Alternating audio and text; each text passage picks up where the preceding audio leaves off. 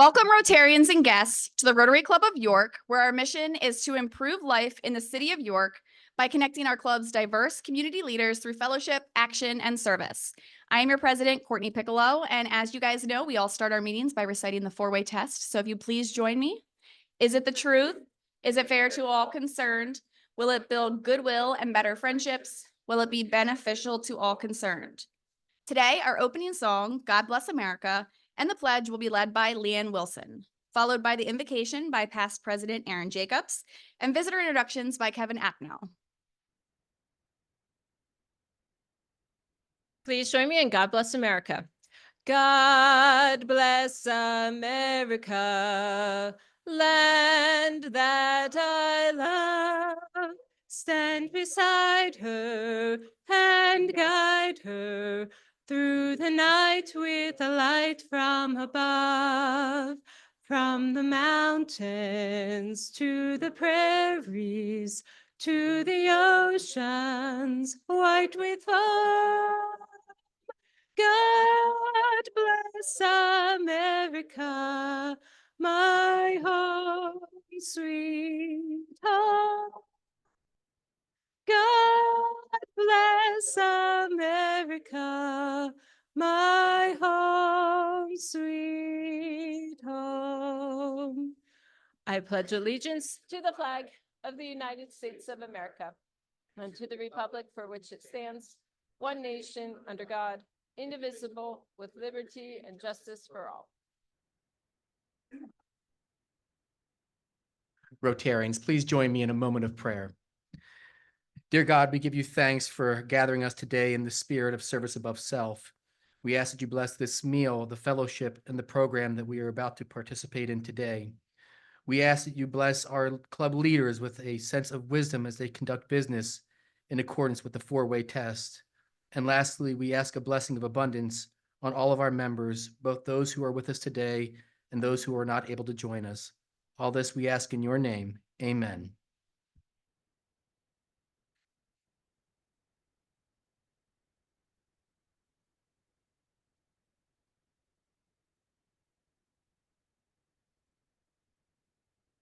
Good afternoon, Rotarians. It's my honor to be able to introduce our guests for today's meeting. If you could, when I call your name, please stand if you're able to, and then remain standing until President Courtney has officially welcomed you. So we have, first of all, we have visiting Rotarians. We have 3 visiting Rotarians today. Naeem Ali from Burlington, Vermont. Thank you. Josh Olweiler from the Rotary Foundation. And Sarah Wagner from the Fort Lauderdale Cypress Creek Club. Thanks for being here. Quick geography. I think she has you beat in terms of distance traveled. I had to think back to 5th grade there for a minute. All right. So other guests, we have Danny Hayes, guest of membership. Eric Hilligus, guest of membership. Jennifer Clancy, guest of Commissioner Julie Wheeler. Kevin Kennedy, guest of Eric Chase. Amanda Ziegler, also guest of Eric Chase, and Linda Gorder, guest of Eric Chase. Charles Hauswald, guest of Tom Caltagirone. Elspeth Moffett, guest of Brian Grimm. Pavel Bodanovic, guest of past President Jackie Summers. Cora Taylor, guest of Andy Rawitz. Sorry. Janelle Swartz, guest of Eric Chase. And Emily Seitz, guest of Robin Rohrbal. Visitors, thank you for carving time out of your busy day to be with us today. Our club's mission is to improve life in the city of York by connecting our club's diverse community leaders. So thank you for joining us. Feel free to come again. And if you're interested in becoming a member, let the person who invited you here today know. Rotarians, please help me welcome our guests.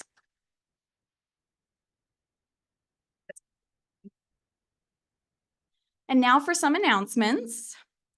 Shout out to Rotarian Wayne Martin of MDS Engineering. Wayne couldn't be here today, but he was named one of Central Penn Business Journal's 40 Under 40 award winners. This award recognized future leaders of Central PA who are under the age of 40. And these individuals are not only achieving success in their careers, but they're giving back in a meaningful way to the Central Pennsylvania community. So congratulations to Wayne. And I love this time of year because club members are hitting the road and they're going on vacations and they're managing to find Rotary in every nook and cranny of the world. Thanks to past president Josh George, who shared this photo he snapped while traveling in Minnesota this week. Other announcements. The Membership Recruitment Committee will meet following today's meeting at 1:30 p.m. in the Terrence Room. That's close to where you grabbed your food for lunch. The Student Education Committee, they'll meet tomorrow at 8 a.m. on Zoom. The Youth Literacy Committee will meet this Friday, August 30th at 9 a.m. on Zoom. And the Fundraising Projects Committee will meet on Wednesday, September 4th at 11 a.m. here before our meeting. And now I would like to invite visiting Rotarian Naeem Ali to the podium, who will share some insights from his Rotary Club in Burlington, Vermont. Naeem.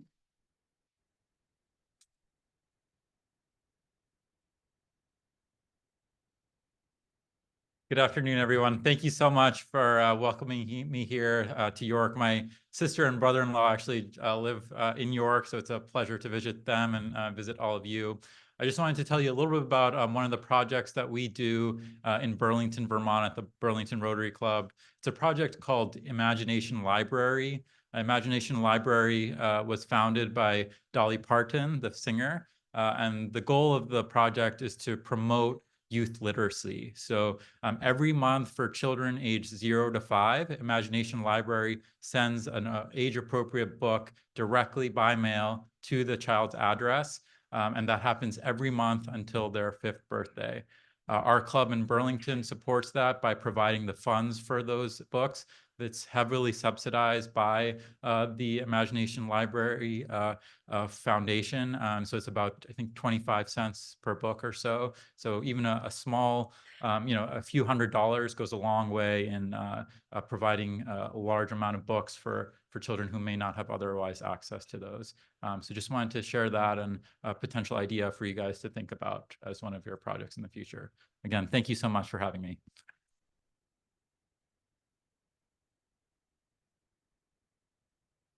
Thanks, Naeem. Definitely something for us to think about as youth success is one of our key focus areas here at the Rotary Club of York. And now I invite Sarah Bradley to the podium, who is going to give us an update on our club's fundraiser. Sarah.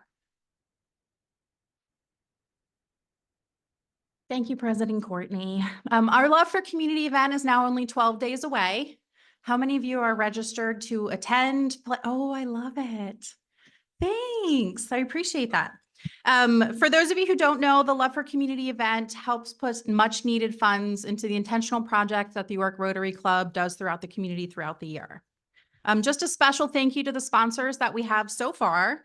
Fox 43 and North Meadow for being our presenting sponsors. Wellspan for being a diamond sponsor. Carlisle Construction Materials, Gladfelter Insurance Group, Hoffman Homes, the Powdermill Foundation, and the Rotary Club of York past presidents for being platinum sponsors. Can we give them just a quick round of applause? Because that's amazing. The last time I was at the podium, I had the privilege to announce 3 of our live auction items for that night. One is a week-long 16-person beach house in Myrtle Beach. Another one is a fly fishing experience, including food and beverages for 2, donated by Dan May. Transportation to and from Baltimore for a 2.5-hour Topgolf experience, which includes food and drink for up to 11 people, donated by the Bailey Family Companies. And I know you're excited to hear some more. Just 3 more that I wanted to announce this week. One is a massive You Run This Place experience donated by the York Revolution. So during the 2005 season, one lucky person or loved one, if you want to purchase it for someone you know, will get to be team captain, which means they get to deliver the lineup card to home plate. The Boommeister, which means they get to fire the cannon in the middle of the first inning. They get to be the manager and spend half an inning in the dugout during the game. The music director, so they get to pick 5 of their favorite songs to be played during the game. The PA announcer, and they get to announce the batters for 1 inning. The on-field host, which means they get to introduce one of the Revs' on-field games or lead Take Me Out to the Ball Game. The groundskeeper to help with the infield drag. during the sixth inning, and the concession stand manager, which means they get $50 of food and drink to share with family and friends. And that includes a box for 20 people during the game. So that is a wonderful action item. On top of that, donated by Feeder Brothers and Debbie Ashway, we have a beautiful Caribbean Blue Wave pendant necklace. It's rhodium plated and sterling silver, 18 inches. It has a blue quartz stone, and the pendant offers will make a timeless addition to any jewelry collection. So ladies, purchase for yourself. Gentlemen, if that's your thing, or for your loved one, it's beautiful. Does anyone have anyone in their family that loves fire trucks? I knew somebody would say that. One extremely lucky family will be able to win a fire engine ride to school or work, if that's for you. Imagine yourself or your loved one, hair blowing in the breeze if the window is down, sitting on the bus-like seat, being escorted by local heroes. It would be sure to make you or a loved one of the most popular people of the day. There are a few more amazing live auction items and many more silent auctions available at the event, but you do need to be present to win, so it's not too late to register for dinner or for sport if you want to participate. We do have golf, pickleball, cornhole, tennis. I missed one. Croquet. Yep. So registration will have to happen by September 4th. The fundraising committee is really they've been working really hard and is looking forward to having fun and fellowship on September 9th during the Love for Community event. Thank you.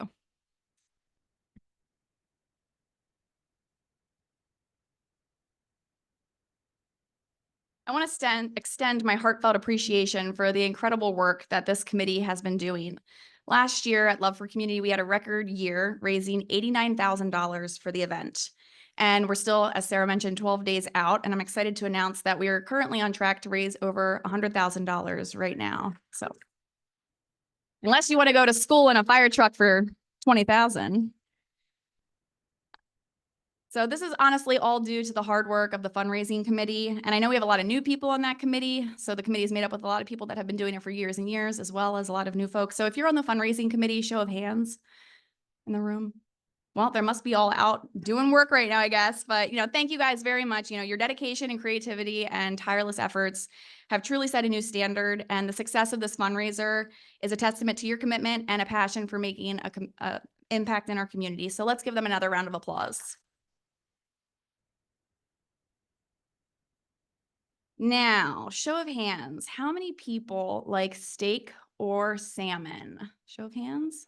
Okay, Sarah did mention that we can still have time to sign up just for the dinner. So if you don't want to play a sport next week or 2 weeks from now, 12 days, September 9th, there's still room at the Love for Community event just for the dinner evening. So it's $100 and you're able to bring a guest, 10 guests, however you want, $100 per person, a date, whatever you want. You just need to register by next Wednesday. So you can do so by going online. There's a link that you sign up and you're able to pay. And if you've never witnessed Christoph as an auctioneer, honestly, that is reason enough to come to this event. It's very entertaining. So a reminder to get signed up by next Wednesday. If you have not already, this will be the dinner. It will be delicious. All right, switching gears here. Now I invite Sarah White, Chair of the Communications Committee, to the podium, who is going to be giving us a Club Runner update. Sarah.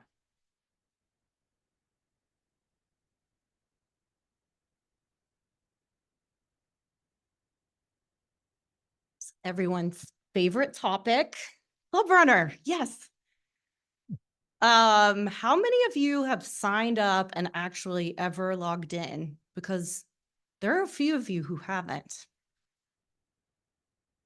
Oh, my flashlight's on, sorry. So this is really an important tool for our club because number one, it connects us all. It enables us to see what's coming up as far as events. As far as committee work goes, it's where we store all of our committee information. We can actually generate emails to send out to our committees. How many of you chair a committee? All right, so I'm looking at you guys. Number one, please use Club Runner and back up all of your notes there. But number two, just to switch gears for 1 second, annual report time is right now. And you should have all received an email yesterday from Christoph. And he gave me all assurances that he will say something at the dinner on the 9th if you don't get back to him. Okay, so let's go to, can we scroll up real quick? Go to my commitments. Yep. So this is the landing page. Oh, look at this handsome guy. So here we have, this guy has a lot of commitments. If we scroll all the way down, we're going to see all of his commitments. We can, again, this is especially pertinent if you are a committee chair, because this is where you're going to go into actually save all of those notes. But even as a member, you should be able to, let's click on meeting services, view committee. So now we see everybody in our committee. So if we need to get in touch with someone from our committee, this offers a way. We can email, there's an email tab all the way to the right at the top. Up, no, down, yep. We can email. There's a documents tab so we can see all of the documents that our committee chair has put there. Now I want to switch gears for a minute. The website is all good and fine, but most of us rely on our phones for so much these days. And actually Club Runner has done a really good job of updating the Club Runner app. I think I've stood up here before not too long ago and asked you all to please download the app, but here's your reminder. If you haven't already, the Club Runner app is really helpful. And then you never have to go in here unless you're a committee chair and you have to go there to store your notes, right? You can see in the Club Runner app now all sorts of good stuff, including all of the events that we have coming up. All of the committees that are meeting, all of our socials. This is particularly helpful, I think, but also you have a directory in here, so you don't have to go to the web to look up other members' information. So please download this if you haven't already. I'm looking at you, Ann. All right, thank you.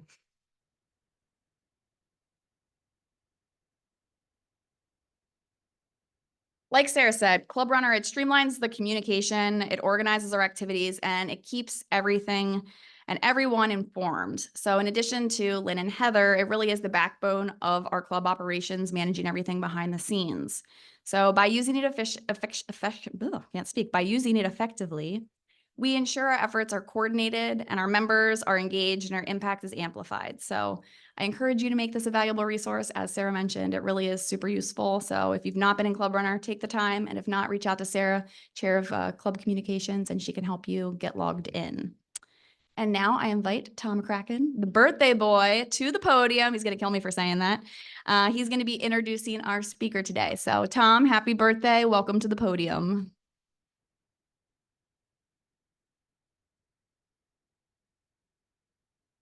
Thank you, Courtney. I'm honored to have the opportunity to introduce today's speaker. Eric Chase is a fellow member of the Rotary Club of York and currently serves on the board of directors. Eric is currently entering his 9th year as president and CEO of the Children's Aid Society, a nonprofit organization empowering children and their families in York, Adams, and Franklin County. He holds an Associate of Art degree in Communications from Keystone Junior College, a Bachelor of Art degree in Psychology from Wilkes College, a Master of Science degree in Counseling Education from Western Maryland College, and a Master of Divinity degree program at Lancaster Theological Seminary. Eric and his wife, Ellen, have been married for 34 years and are the proud parents of 2 sons, Andrew and Luke, and 2 grandsons, Henry and Stetson. His interests include hiking, backpacking, gardening, family activities, and being active in the community. He has worked professionally in the nonprofit sector for over 35 years, including 18 years with Boy Scouts of America. He and his family are active members of First Presbyterian Church of York, where he serves as Director of Youth Ministry. He currently serves on the board of Adams County Collaborating for Youth, Southern York County Business Association, the York Estate Planning Advisory Council, and as I previously mentioned, the Rotary Club of York. Eric is a past Rotary president, a past Kiwanis board member, and an active volunteer with Scouting America, both locally and nationally. Rotarians and guests, please join me in welcoming fellow Rotarian Eric Chase.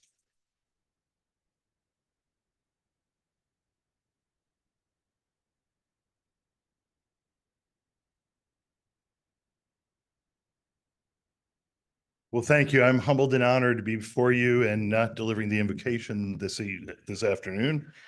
And just to tell you a little bit about what's been going on in my life for the last 9 years and the Children's Aid Society for the last 111. If this works, well, let's see, there we go. I want to share with you a little bit about the vision. The vision of the Children's Aid Society is that all children are safe and feel loved. And we work every day tirelessly to make that happen. I want to say right up front, you may have seen a report that it was on CBS 21 on Monday of an incident that occurred in Franklin County related to the Children's Aid Society. That is not us. There's 2 Children's Aid Societies in Franklin County. That's Children's Aid Society of Franklin County. We're Children's Aid Society of the Southern District of Pennsylvania Church of the Brethren Francis Leiter Center.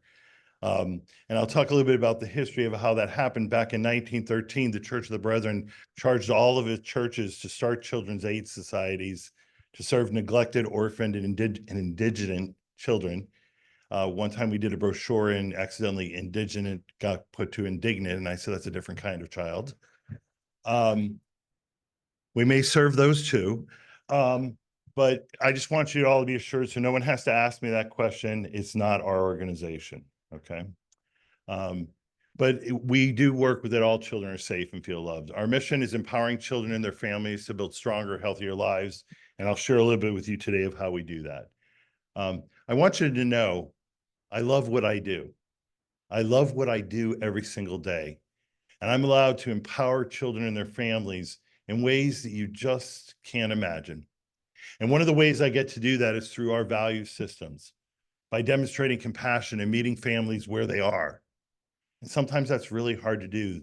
My other fellow nonprofit organizations in the room know that some days it's really hard to meet the family where they are and help them get what they need and not what they want. Understand what I'm saying when I say that. Helping them get what they need and maybe not what they want. We work together to cultivate gifts because we believe everyone is gifted in a different way, and we're all gifted in so many ways. So if we can help encourage people's gifts and their strengths, then we as an organization grow. We encourage creativity. We're art and play therapists. So we encourage creative ways of thinking, creative ways of doing things, creative ways of just being different. And you'll see that among our staff, you'll see that in our clients, and hopefully you see that in our facilities.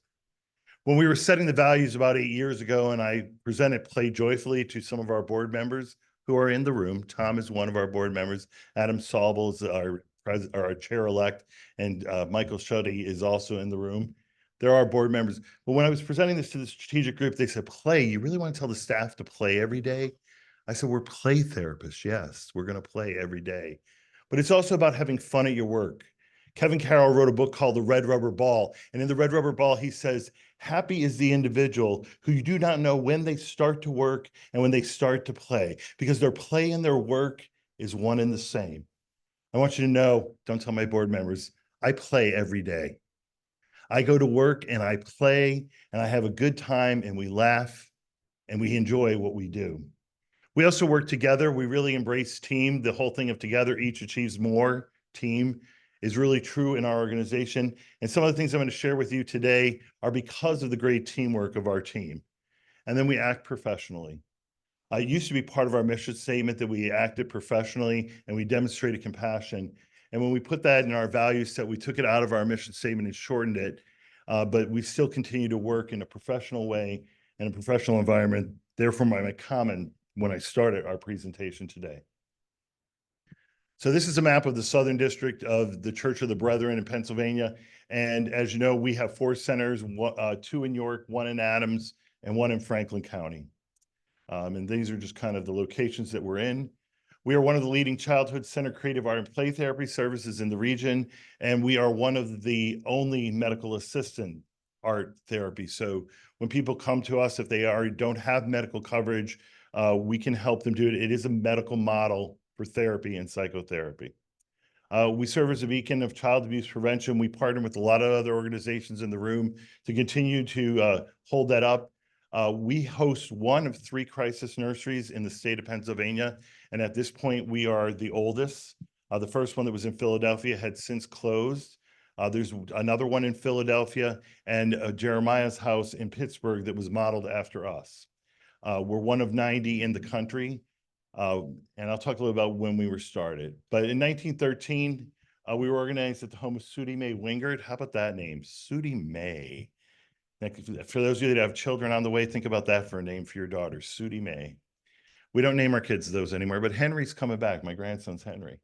And they really wanted to serve, as I said before, neglected, indigent, and orphan children. The house in the background you may know as a funeral home in Carlisle, if you've ever been up there.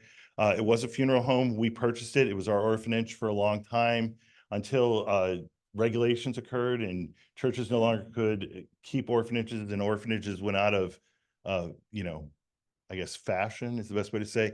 But it is a funeral home again now. So, but that's where we started. Then we started offering foster care services, which the other Children's Aid Society does offer in Franklin County. We have since moved away from that, and we now serve in meeting needs for families. And I'll tell you a little bit about those services in the next couple minutes. But through the dedication of a lot of people, a lot of supporters, churches, organizations, communities, we've been able to grow. And I want to talk a little bit about that over the last 8 years, how the organization has been able to grow. And we strive to be flexible. And I'm going to talk a little bit about that, how we've moved into some programs and we've since let those programs go. We're moving into some other new programs here in the next year. And we continue to look at that and try to figure out how are we being relevant to the communities we serve. So changes during challenging times. You all remember that thing we had in 2020 and 2021. We don't talk about it anymore, COVID, right? We don't do that. But we survived those. And in the 8 years, we increased our annual revenue by $2.3 million in this organization. Our organizational assets have grown by $4.2 million in the last 8 years. I laughed the other day because I used to refer to myself as a small nonprofit, and somebody said, "You're not small anymore, Eric." Eliminated our long-term debt.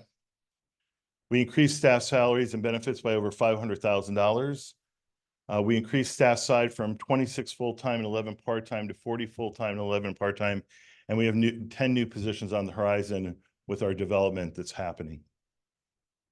And we only closed for 1 month during the pandemic. We immediately went to a telehealth model using Zoom to continue to provide our art and psychotherapy, and our crisis nursery and our on-site programs were fully operational 3 months after the pandemic hit. We were back open in June. Don't get me wrong, diapering a child went from 5 steps to 25, but it just was, and our family therapists were doing, I call them drive-by food drop-offs. They would go to the food bank, pick up food for our clients, drop it off at the porch, call them from their car and say, "Your food's on the porch," and then they would drive away. So we continued to serve our families even through some of the most difficult time. And one of the things I'm most proud of is our board continued to pay our staff for those 3 months, even though we were closed, complete benefits and complete salary during those 3 months, despite we didn't lay a single person off. We continued to do that. So our first building is out in Franklin County. It's called the Francis Leiter Center. It was set up in 1986. Out there, we provide 3 services that we offer. Our core service: child-centered play and psychotherapy, family advocacy, and parent support groups. Our second center is in New Oxford and is home to our administrative center. It was established in 2001. It is in Adams County. We have our psychotherapies there. We have family advocacy, which I'll talk about. It's a nice way to say caseworker. We don't like caseworkers because it has a bad taste. So we call them family advocates. Isn't that nicer? You have a family advocate, right? Someone who's going to work with you and help you. They're really resource connectors. They not only help provide foods, but they help get people jobs. They connect them with the services like CPC and the Y and other places in the community. We don't duplicate those services, but we try to connect families into those services through our family advocates. We also have a gently used clothing bank that we partner with Community Aid with and Diaper Bank out in Adams County. When I came to the agency 8 years ago, it was a bunch of Rubbermaid tins on a table, or Rubbermaid bins on a table with clothes in it. And kids were given a white garbage bag. And they were told they were just taken from their school and taken into foster care, and they're given a garbage bag. Think about the messaging in that. Your parents, you were taking you away from your parents, and you're worth a garbage bag. A kitchen garbage bag, and go pick some clothes up, because kids are mean. That kid would go to school the next day in the same clothes, and they would say things, what, doesn't your mother do laundry? Can't you afford new clothes? So now kids come and pick clothes out of our gently used clothing bank, and trust me, a lot of the clothes are new because people buy things and never wear them and then donate them to us. And they get to try them on. A couple of years ago, we renovated it. We got a grant from the Wareheim Foundation. We renovated and we made the space. It used to be a garage. Now it's a retail store. I got racks from JCPenney's, a couple $1,000s worth of racks for $100 when JCPenney's in Hanover closed. And now it's a store-like environment, and kids can come and shop. And we bought bags that are branded with our God Closet brand. And when I told our development director I wanted blue tissue paper so that after we pack the kids' clothes up, we're going to put a piece of blue tissue on top, just like a boutique would.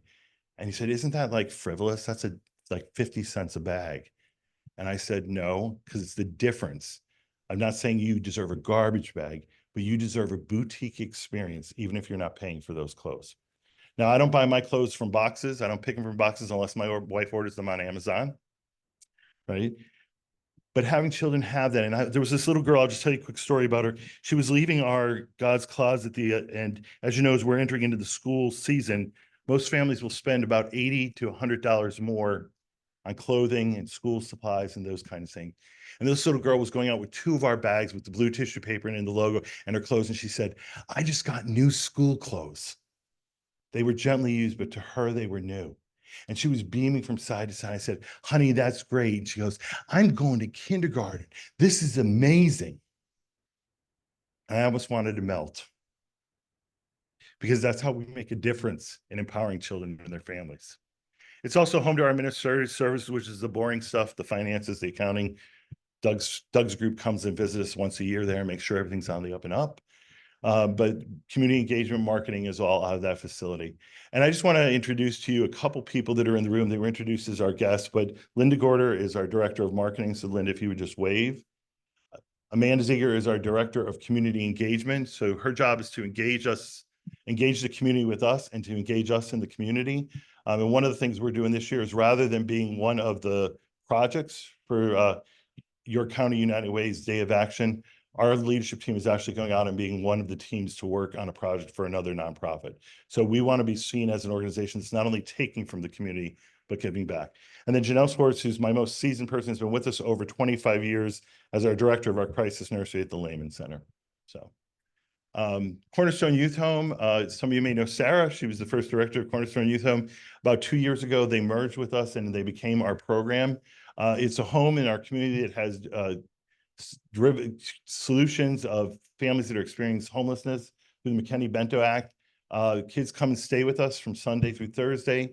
They're provided transportation, homework support, meals, and their experiences have changed. We've had about 12, 15 children go through the program in the last 2 years. Every one of the children have increased by a reading grade, and every one of the children have gone up. So if they were a D student, they're now a C student. And believe it or not, one of the young ladies in our group that was 12 made the honor roll for the first time in New York City in her life. So we focus on breaking the cycle of generational transiency. We're trying to help. We partner with community progress councils, as I said, in helping families move from homelessness to at least habitat. The Lehman Center was established in 1987 with the Crisis Nursery. And that was because child abuse was the #2 killer of children in York County at that time. I'm happy to say it's not the #2 killer of children anymore in York County, but we're still the 3rd highest for unsubstantiated child abuse reports in the state, only preceded by Philadelphia and Pittsburgh, right, where the other 2 crisis nurseries are. And the Crisis Nursery is a respite nursery where parents can call the 800 number and they can come in and have 3 days, 4 nights of respite, where good example, single mom has a 5-day-old child, goes back into the hospital. Parents, relatives, grandparents are far away, has no one here for the child to go with. The child comes and stays with us. We provide all the clothing, all the diaper, all the food, everything, the child support for that child until the child can be connected with their family. That's a true story, 5 days old. 5 days old. We do child center art and play and psychotherapies as you would think. Family advocacy, I talked about already. We do parent education and support groups, and we even have parent groups in the prison. We partner with New York County Prison to provide parent support groups for parents who've gone into prison. Because if you go into prison and your daughter's 2 and you're coming out and your daughter's 10, she's a different person. And you as a parent didn't learn those skills along the way. So we try to help them so that they can continue to be parents, even if they're in incarceration. We do the Incredible Years, which is a school-based program to teach parents how to positively ignore their children. Do you hear what I just said? Positively ignore your children. And I watched a parent do this. We did a graduation and the parent put the little boy in the time up in the one corner and she stood with her back and ignored his negative behavior. And within about 3 minutes, the child calmed down, came back out. And I said to her when I was giving my comments at the graduation, I said, it is so great to see you using the skills that you learned in this class. It's amazing when we empower parents and we teach kids how to regulate their own emotions and they work together as a team and no longer are screaming and yelling and needing to escalate to that point where maybe a physical altercation could occur. Finally, we just received the contract and the agreement that we are going to take the Youth Court Alliance from the United Way as they change their focus. And it's going to come into us, especially with our Cornerstone Youth Program and trying to keep kids in school and break that. The truancy issue is prevention is a big part of us. All of our services are truancy prevention. We're adding about 5 staff members. I really should have said 15 because we're adding about 5 staff members related to that program. We have a video. Let's see if it plays.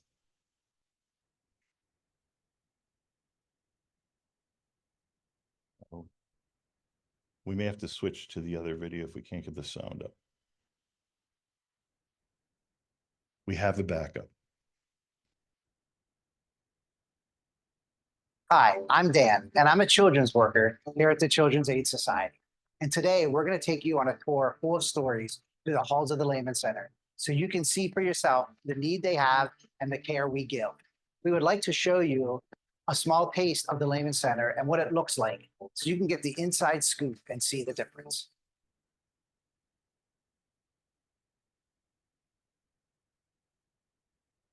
This is our lobby. This is where many of the kids' journeys start. This is actually the first place where some moms actually come to the door for the first time asking for help, actually find that open hand, someone to help them, someone to, a place. And a lot of mothers will come in all nervous. And as soon as they realize you're going to help them, they actually break down.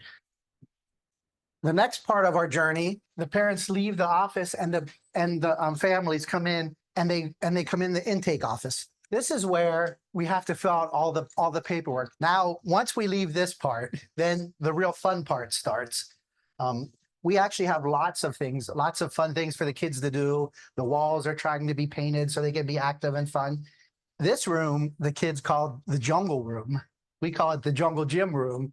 And this is where we bring kids when it's too cold or it's raining, so they can actually be a little more active. So the rules in here are a little lighter than they are other places. This room is where a lot of the fun happens. This is our playroom where the kids, we have lots of age-appropriate toys for lots of kids. I remember one time I brought this little guy down here and I showed him all these toys and I said, buddy, what do you want to play with? And he said, whatever you will play with me, he said. So to him, the Lehman Center was a place where someone plays with you.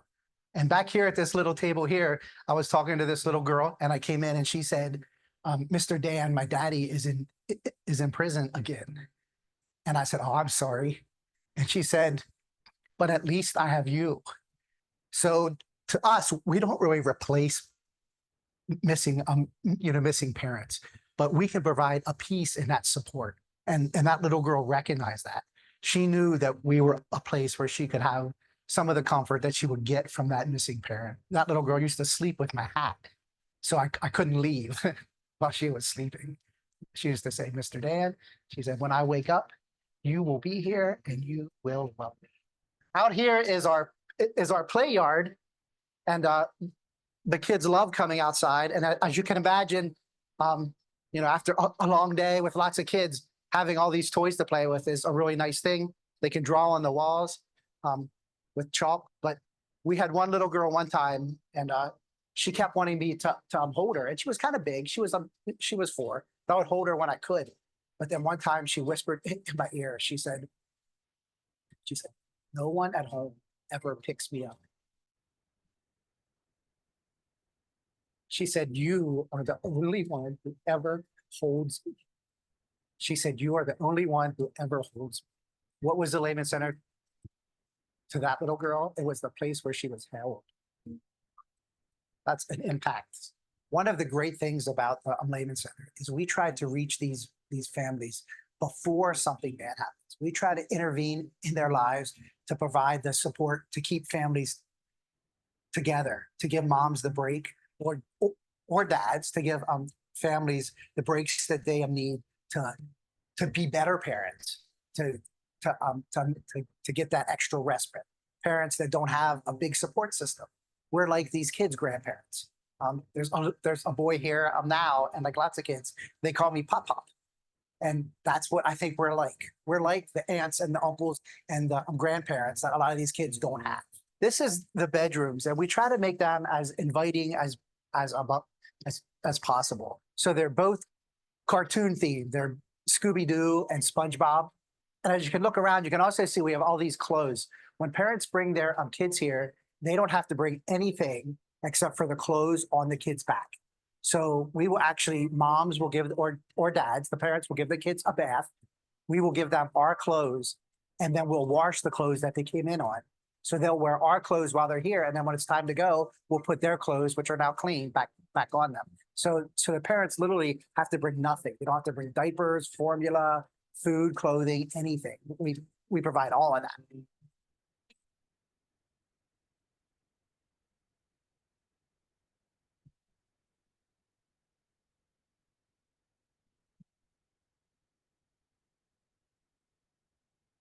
Mr. Dan is an IT professional in our community, and he says to me all the time, "That's what I do for work.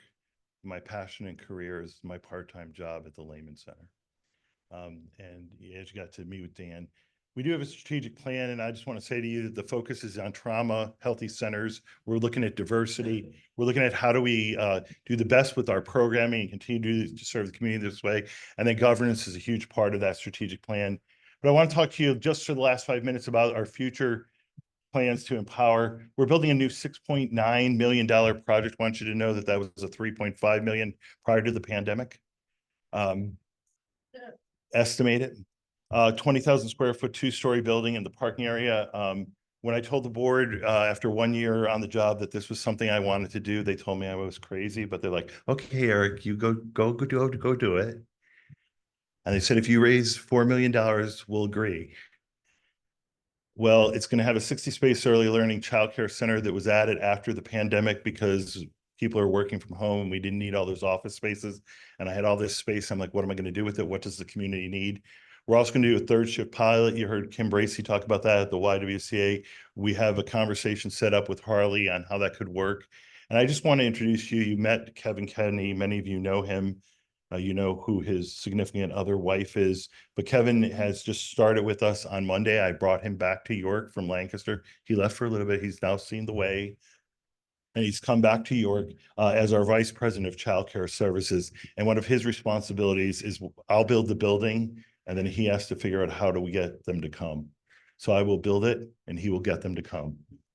But we're going to have a childcare. We're going to have a community space in there. We received a $2 million RACP grant award. We received $2 million from the Fred and Naomi Werner Family Foundation. We received funding from the Arthur J. Gladfelter Foundation. Thank you so much. from AIG and TGA Insurance, from the J. William Warheim Foundation, and also Powder Mills. So thank you, Michael, for all of you believing in us to make this project happen in this community. This is where it is. If you know anything about this, this is Popular in Queen Street. If you go down Market Street, make the left at Belvedere, go past the old First Church of the Brethren where Catalasso is, go to the second church that used to be St. Paul's United Methodist Church, make a left. That's our lot. That's our lot, right behind the White Development Corporation buildings, catty corner from Lincoln Charter School. So on the end is going to be a play yard. You saw our play yard. This will be 4 times the size of our current play yard. Okay, the playroom will be 3 times the size of our current playroom. Janelle's over here smiling. She just thinks that's great. And then we'll have our own parking spaces right on site. As you know, parking downtown on the 400 block of Market is often challenging. This is what the facility will look like. It's going to look like the housing somewhat in that area. Initially, the architects core design group and site design group, the engineers came back and they had this big brick industrial looking building. And I said, that's not going to work. I want it to look like a home. I want it to have a porch. I want rockers and chairs, and I want it to be a welcoming, warm environment. This is the layout. So the childcare will be on the first floor. You can see we have a full dining facility. That's the community room on the right side. There's some offices on the left. It'll be a totally secure building that only those that can have access will get into it. The second floor will look like this, which will include our crisis nursery, which will double the size of our crisis nursery from 8 to 16. We had to go through all kinds of permitting because you can't have more than 12 people unrelated in the city of York living together. So now we have 16 unrelated people. So we had to go through all kinds of permitting, got through all of that and did all that. And we are in the build stage right now. This is just some of the concepts of the colors. Don't look at the furniture. They put all this Art Deco stuff in. I'm not buying Art Deco. I'm just telling you right now. It's going to be warm. Well, that's Kevin's issue to figure out how we fill these rooms up. This is going to be the living room upstairs for the kids. Not that we watch much TV, but a living room will be upstairs, a playroom, which will be divided, a lot of LVT flooring so that it's easy to clean and deal with and stuff because kids get sick. Kids have accidents, right? So what I want to do is invite you. It's a real easy day to remember. It's September 11th at 4:30. Come and sign our beam. Come and sign our beam. This is a community project, a gift to the community that we're giving you, and we want everyone in the community to come and sign the beam. My hope and problem is that Wagman Construction and Don Yoakum, who's our supervisor, said he picked the largest beam that's going into the building. I want to sign a second beam, so come sign our beams so that we have to have a second one. But please join us at the site. The real address is 636 Poplar Street. Probably will not come up. You'll probably have to just put 600 Poplar, but that's the address the city has assigned us. I just want to say thank you all for the time and energy to be with you and all the support for this community today. And I just want to leave you with this. We have a mantra at Children's Aid Society, and it comes from scripture. And I'm sorry, I have a master's in divinity, and you've given me a microphone, and I'm a pastor, right, Glenn? It's just the way it works. We live by let the children come to me. For such as these shall inherit the kingdom. And that's really what we believe. We want all children to come to us, regardless of age. We want children to feel safe, to be safe and feel loved. And if you want to learn more about us, go to our website, cassd.org. I'm happy to take any questions you may have.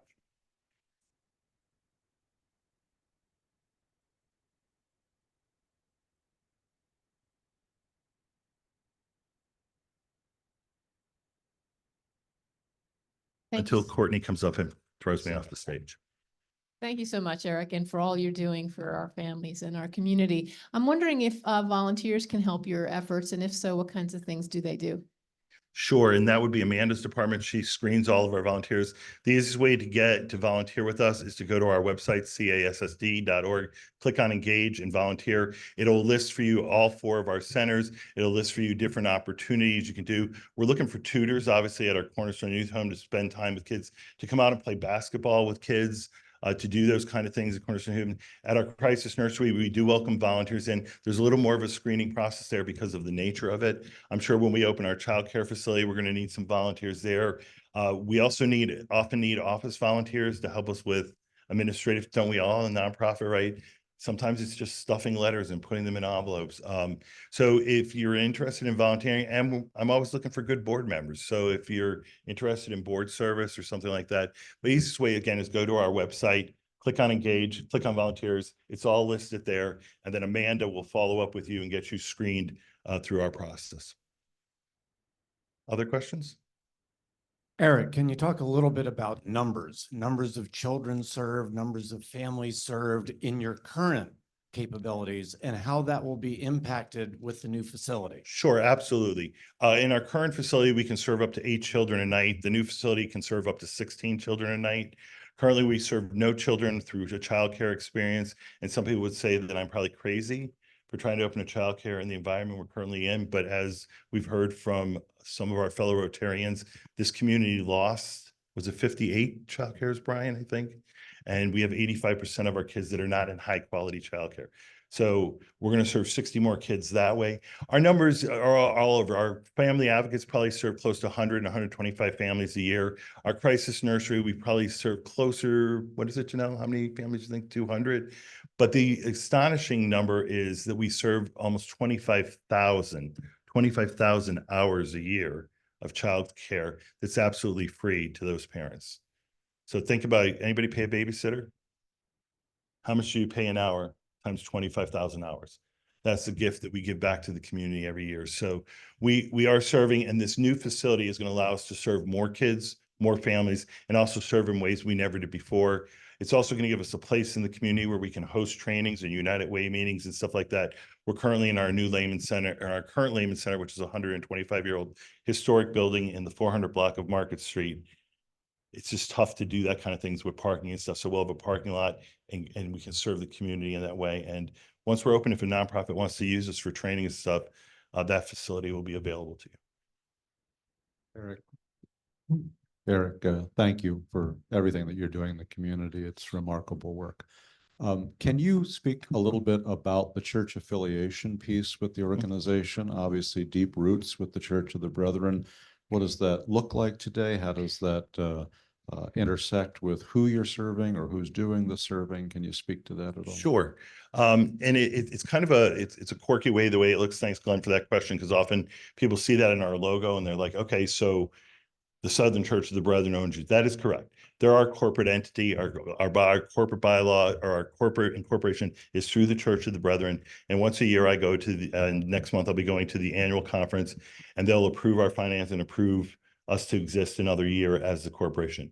Other than that, our board is a separate board. We're a separate 501c3. We're what would be called the parachurch ministry in our language, where we're affiliated with the church, but we are not required. I guess the best way to say it is we follow the tenets of what the Church of the Brethren believes, but just like a child who has parents, and that's part of our DNA, we don't, sometimes we don't go, and I got to be careful because Tom's Church of the Brethren, he's here and he's my board. Sometimes we make a decision as a board that may not be totally congruent with what is the belief of that of that church. But what I want to assure you is we are a Christian organization. And if you come into our building, you will see Jesus with the children around him.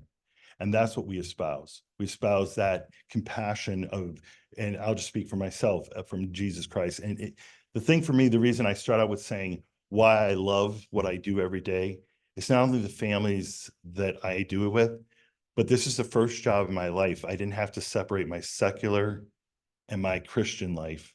I do both in my work and my play every single day. I don't have to separate. And that's what I love about it. I get to be the best nonprofit director of children in the area. And I can also do that with the flavor of a Christian organization.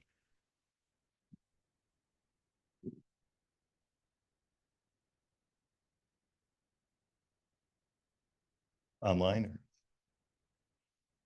Sorry, I'm on mic, but Carol wants to know, will you closing facilities after you can repeat that? Will I be closing facilities? I hope not. What is going to happen is the Lehman Center in its current situation is going to move totally into the new Werner Early Learning Center, and the Lehman Crisis Nursery, which is TLC, will also move to that. But my idea for the current building is I have this vision of creating transitional family housing and suite style apartments with shared kitchens and living rooms for those families that are going from like a life path situation and are not quite ready to get into habitat. Partnering with Affordable Housing Associates, because I don't do rent. I don't know how to do that. I don't know how to deal with rent. But the idea would be then we would escrow some of that family's money for the 12 or 18 months, 24 months they're with us, so that they would leave our transitional housing. They would have $2,400, $3,600, or $4,800 to move to the next step. We have a lot of cliffs of homelessness in this community where people get to the edge and they either fall off or go back. I'm trying to say what's the next step in the bridge. So I'll probably be talking to Robin and Affordable Housing Associates and a lot of other people and all of you that help support us financially, because we're going to be rehabbing a 125-year-old historic building in the 400 of Market. Yay. Then I'm going to retire. One more, Courtney? Last one. Eric, that's a wonderful story. Admittedly, I really didn't know much about Children's Aid Society at all before you stood up here. I'm leaning, or I'm asking the question, you were part of the United Way, you're not now. Where does you have a large funding budget, obviously. Where's it coming from? We are part of the United Way, and we're proud to be part of the United Way. And I'm almost certain, I can't say that for a fact, and I won't look at Brian, but because of their focus is on childcare, and we're opening a childcare, we probably will be. But we have been a proud partner agency for years, and we're very proud to be part of United Way. And we still conduct a campaign with our staff, and we wear that heart on our sleeve. But our $3.5 million budget, $1 million is multiple county contracts through children and youth. $1 million comes from there. We also have investments that represents another about $500,000 we've invested, and other people have invested on our behalf in the community foundations in other places that then gives us $500,000 a year we don't have to raise. I should have given this question to Doug because he probably could answer these. But then also we raise money in the community, and we raise it from individuals and donors and those kind of things. And we write about $300,000 in grants every year, grants from different foundations and those kind of things. And then medical assistance for fee-for-service for psychotherapy. Thank you both.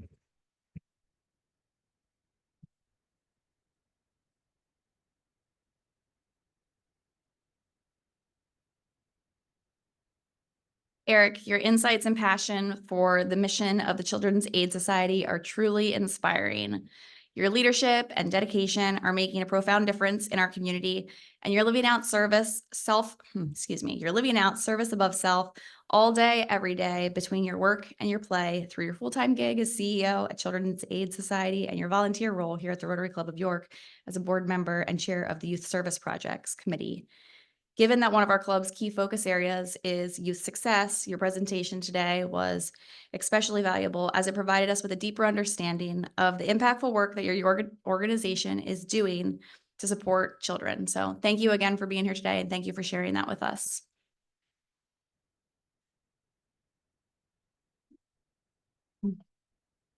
As you all know, instead of giving the speaker a gift, we purchase a book and we ask them to sign the book plate, and we donate it locally. This week's book will be donated to the YMCA of the Roses, along with the bookmark made by the students at Creative York.